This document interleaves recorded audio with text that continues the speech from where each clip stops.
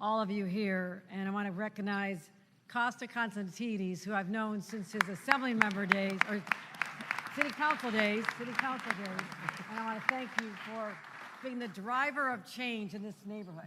And what we're going to be talking about is nothing short of extraordinary, something that I know has been in the hearts of many of you for a long, long time, and I'm really excited about this. I also want to acknowledge our Deputy Majority Leader, Senator Mike Gianaris is here. Senator Kristen Gonzalez has joined us. Assembly Member Zohran Mamdani has joined us. And Donovan Richards, your borough president.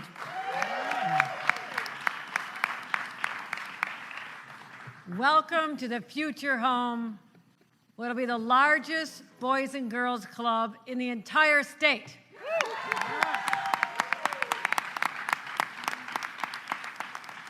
Today, more than 4,000 young New Yorkers already call this their home.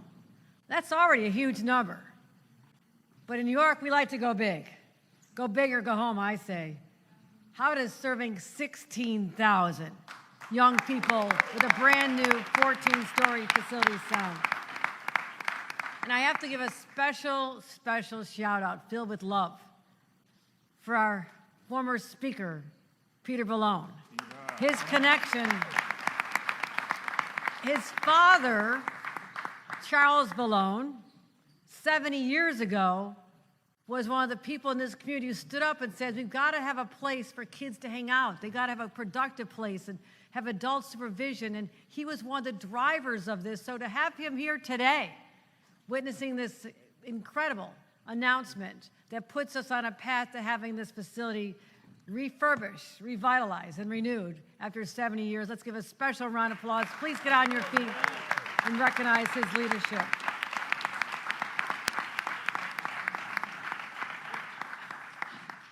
You know, it was back in 1955.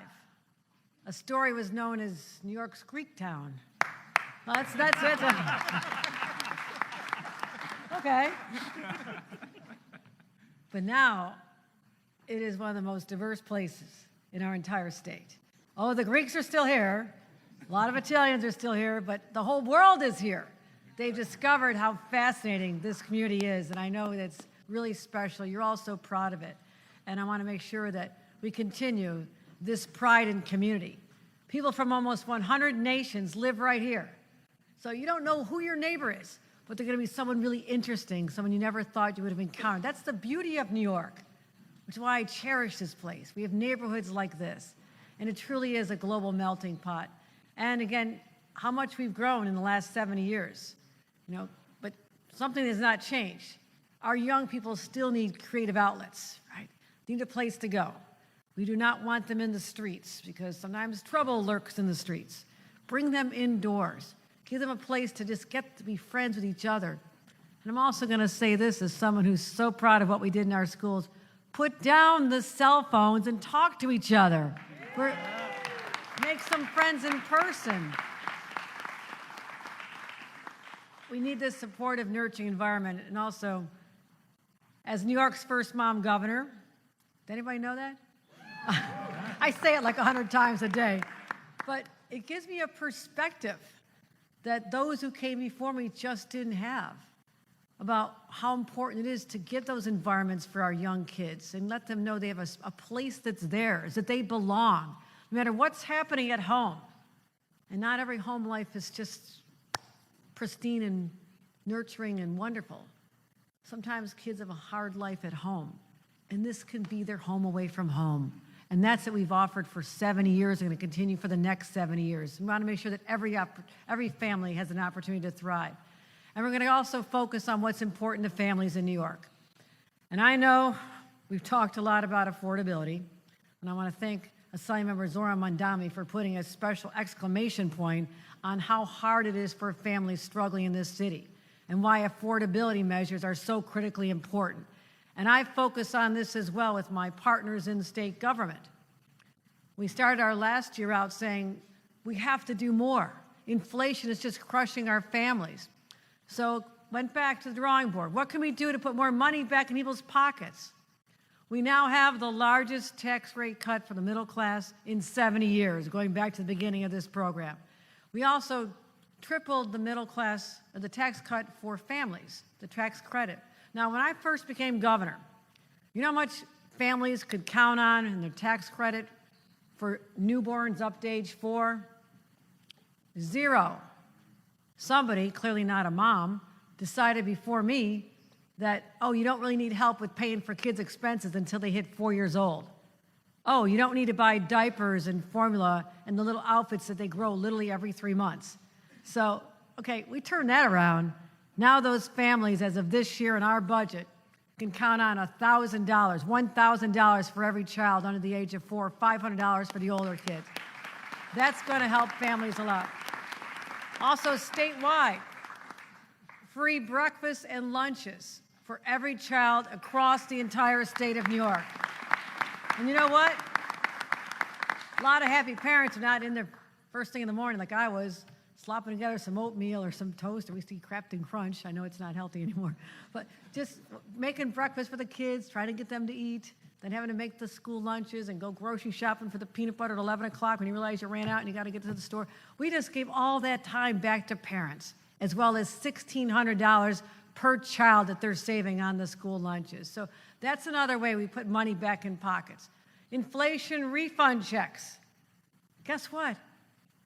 This month and next month, upwards of $400 is showing up in your pockets just in time for the holidays. That's how we're helping middle-class families, going out to 8 million households. I'm always going to keep fighting for families. And I've met people in diners and restaurants and supermarkets who just want to know that there's people who get it. My friends, the people up here get it. We're listening, and we're delivering. So we're going to keep bringing down costs and helping out families and doing everything we can. And I want to thank all of our leaders once again. But you know what? It's also just essential that we take care of our kids. And working parents are struggling so much. And I know about this because I almost was a working parent, except I couldn't find childcare. And that is still a fight that my children are facing today, young families are facing today.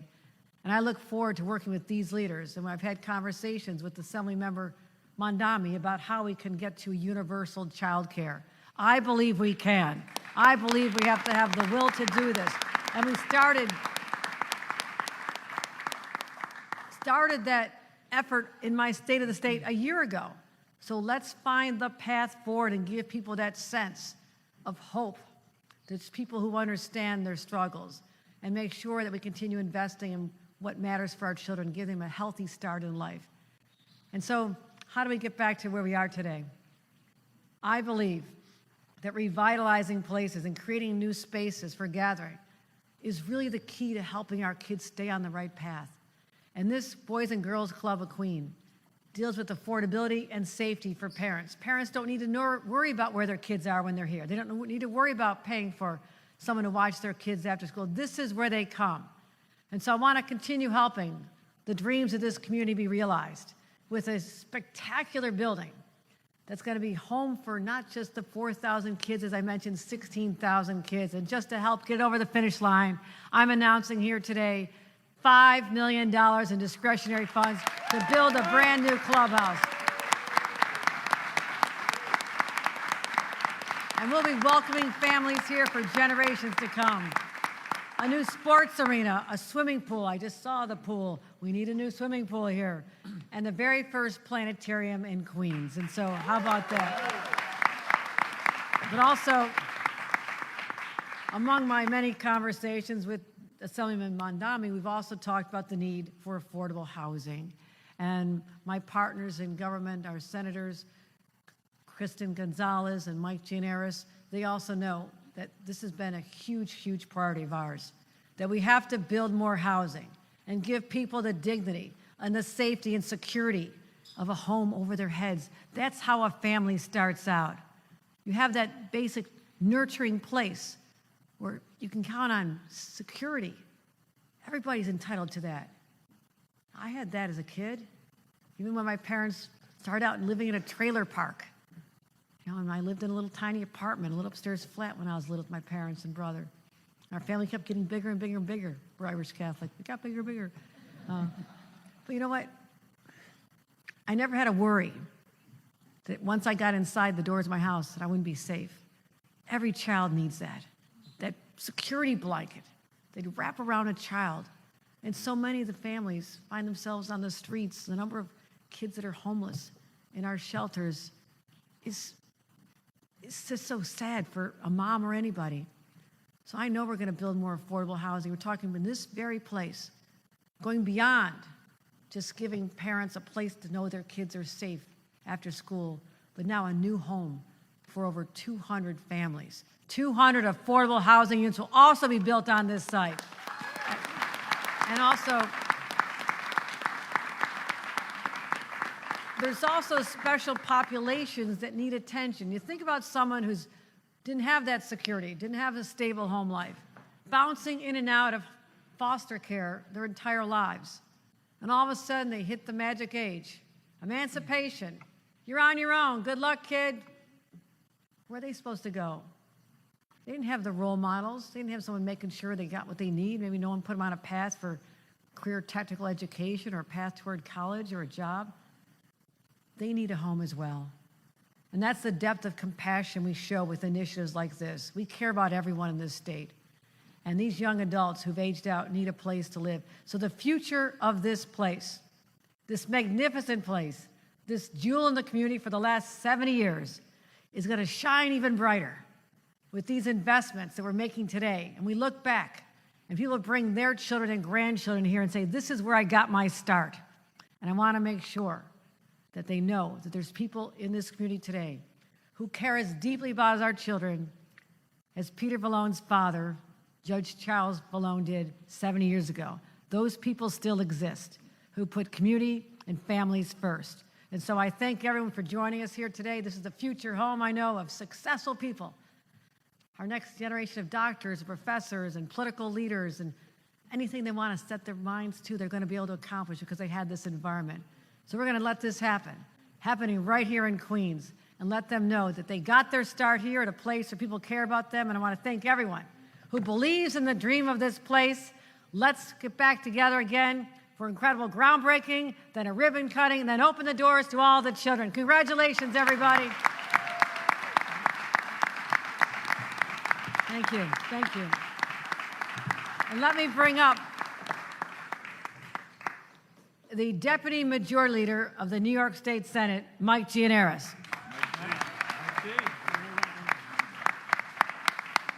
Thank you. Good afternoon. Let me begin by thanking Governor Hochul. You know, Governor is a big job with a lot of responsibility. There's roughly 20 million people in this state, a budget of over $250 billion, and yet she doesn't forget what's important to our communities, and that is places like this. And for her to be here today in person and to lend her support to this amazing club that's going to grow from where we're sitting is very impressive. Governor, thank you so much for not forgetting us and not forgetting our neighborhoods. And she does this all over the state, folks. It's not just here in Western Queens State. So I dare say she's the best governor this state has had in a long, long time. Thank you very much, Governor. And as the father of a one-year-old, thank you for the child tax credit increase also. I appreciate that. Also, thanks goes to a great friend and a leader in this particular community for many years, Costa Constantinidis. Costa.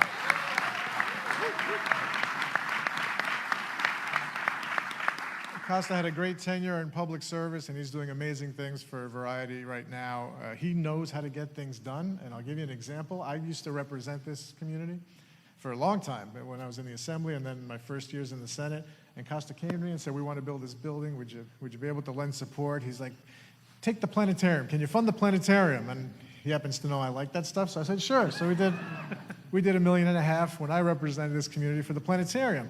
Then, as fate would have it, the districts moved around and Senator Gonzalez took over, and he runs to her and gets another $1 million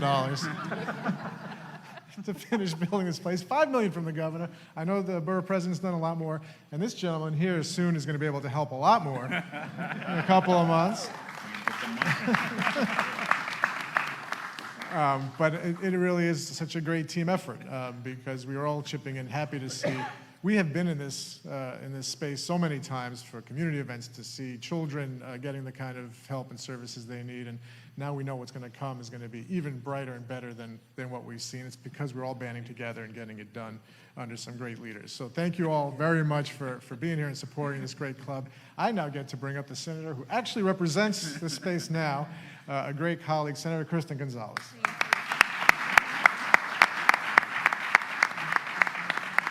Hi, everyone. Good afternoon. It is so good to be here with all of you. My name is Kristen. I'm the state senator for District 59, and I could not be more excited because this is a full circle moment. When I first took office, I actually was inaugurated right here at Variety Boys and Girls Club.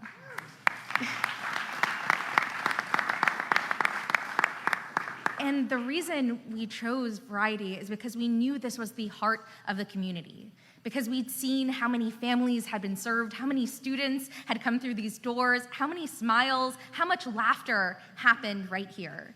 And since I've taken office, I've seen the number of events, both in technology, but also important giveaways like backpack giveaways and after-school programming that's happened in this space. So today, I just want to say a huge thank you. A huge thank you to our governor. Can we give her a round of applause?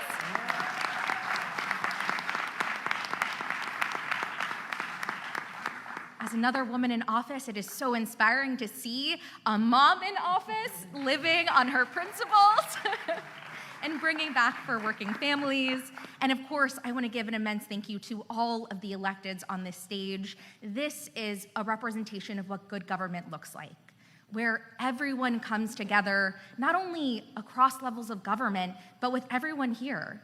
As I look out, I see community leaders, I see organizers, I see the public sector and the private sector, because we're all invested in Astoria. We're all invested in the same project. And so this is representing the best of us. That's what the after-school programming is. That is what affordable housing is. And I know that in a moment where we focus on what we're losing, that actually sending a message about what we're investing in, what we're giving, and how we're setting up our next generation is really what makes New York an incredible place to live. So thank you to all of you. Again, thank you to these incredible electeds. And with that, I also want to thank and introduce an incredible champion and fighter who I have had the privilege of representing Astoria with, who I have seen shown up for those working families every single day. I want to introduce our next speaker, Zohran Mamdani. Thank you so much. Thank you.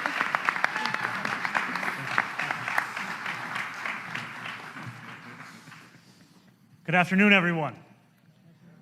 It is such a pleasure to be here, and I first want to just say thank you to Governor Hochul for this investment, which will be transformative for so many that I have had the pleasure of representing as the state assembly member here in Astoria and Long Island City. And I want to say thank you to my colleagues in state government and in city government, and thank you especially to Constantinidis. Truly. Because as State Senator Gonzalez said, this club holds a special resonance for us here in this neighborhood. This is the very place that I knew I could always call when this community needed something. When we had to have a public testimony about the impact of Con Ed rate hikes, it was Costa that I called, and it was here that we did it. When we had to have an iftar to break fast during Ramadan and speak about the climate crisis, it was Costa that I called. And when we wanted to give away rain barrels, it was Costa that I called again. Because this is where so much of what we love about this neighborhood is made possible. And I want to thank Governor Hochul for the investment in this neighborhood, for the investment in the dream of serving the young people of this city. Because what we are talking about is nothing short of transformative. We are talking about the marriage of affordable housing with a place for children to play, and also for them to dream and explore not only their city, not only their country, but even their world as we think about a planetarium right here in Queens. So thank you to my friend, and thank you to everyone on this stage for having been such a critical part of bringing us to this moment. And I think for too long, we have told young people what they should not do. We have told them how they should not behave, where they should not go.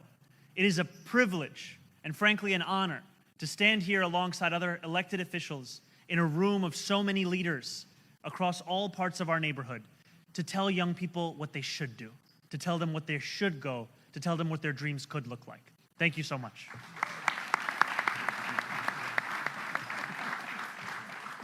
And if we're talking about young people and queens, then we all know the adage, queens get the money.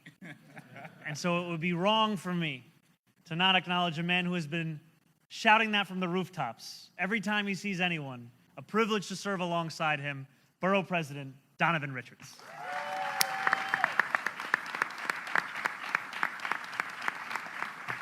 Well, thank you, Mayor. Assemblymember Mamdani. And of course, it's a great afternoon. I want to first acknowledge our governor. Let's give it up for our governor. Anytime I see our governor, I know it's Christmas in Queens because she is bringing a check with her. So she has the Queens Get the Money tattooed on her. And to my colleagues, this is all about partnership, as everyone has stressed. And this is, I can't think of a more important partnership than to have this one. One that, as we talk about public safety, what does public safety mean? How do you keep communities safe? Predicated on two things: stable housing and also having community spaces. And on today, I'm reminded of a young man who lived up the block from me, 13 years old, was shot and killed up the block from me. And he's being buried on a date today. So you think about how his life was cut short, but also I share that story of being a teenager, having a best friend who was shot and killed right out in my neighborhood as well. So we know senseless gun violence stole him and his family, but also the individual who perpetrated and killed him as well. 2 lives lost, 2 families impacted. So that tragic, gut-wrenching news reminds us that we must do so much more to invest in our young people. And I want to say this because this is why this is so critical, Governor, what you're doing here to close this project out. You think about how much we spend as a city to house one individual on Rikers Island. And that is $550,000 a year to house one person on Rikers Island. But think about what we could do with that money. We could invest in free education, affordable housing. We could send kids to college for free, but we're choosing mass incarceration across this city, in this country. So this is what this is about. It's about saving lives. And this particular Boys and Girls Club has done that for 70 years. You think about how many lives have been saved. People from Astoria houses to Queensbridge houses. Young people who may not have permanent housing. Our immigrants who've come into this community. This center has served everyone. And no matter what your socioeconomic status is, your zip code, you deserve to have quality community spaces like this. Congratulations to our young people. I want y'all to stand, the young people in here, because this is a sound investment in you. This is an investment in you. This is what it's about. All right, now y'all put y'all cell phones away. Y'all can be seated. But let me just end in saying thank you, Governor, for this $5 million. Costa has accosted me many times on the streets, over drinks, in restaurants. We got to get this done. I'm happy that I put $10 million into this project. Now, true story before I bring Costa up. Costa and I debated in this place for borough president. We had a debate, but we both won. And I often said it during that campaign that if it wasn't me, it had to be him. It had to be him, because I know it's hard. And let me just say, vision is the art of seeing what's invisible to other people. You had a vision, brother. But it's one thing to have a vision and then turn it into a reality. So I couldn't be prouder to bring up now, and of course I have to say Queens Get the Money. Governor, keep it coming. We got more money coming. But let me just bring up my brother, my friend, someone who's been a confidant, someone who's a visionary, who wears his heart on his sleeve, who cares about these young people and communities intimately, who texts at 1 a.m., I need another $5 million. He just never stops.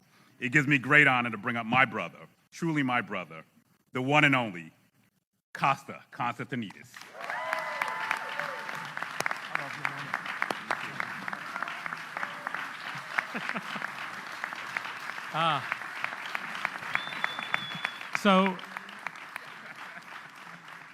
So the borough president's wife said to me about a month ago, she's like, you know, my D3, their son, really thinks Nico is his cousin because of how close we are, how family we are. And I really want to shout out, thank you, Governor Hochul, for this investment. Thank you so very much.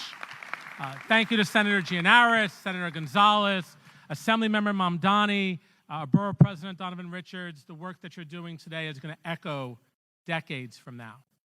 I want to shout out quickly our board members, Milko Camposano, our board president, Walter Sanchez, whose vision this was, Steve Zimmerman, Kitty Prager, Rob Mackay, Dino Ansoulis. I know our board of governors, Tom Gretsch, Pete Rose, Will Fisher, Kelly Craig, Maria Wilpon. So many of you here. If I missed one of you, my apologies.